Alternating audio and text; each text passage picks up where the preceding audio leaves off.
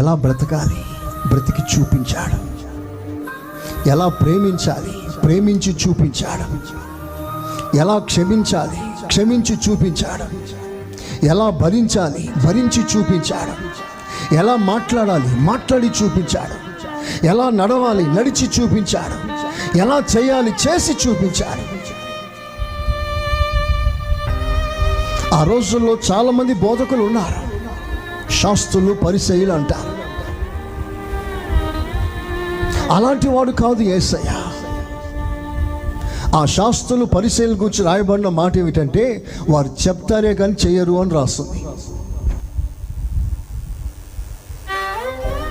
డబ్బా మాటలు వట్టి మాటలు, వారు చెప్తారు కానీ చెయ్యరు.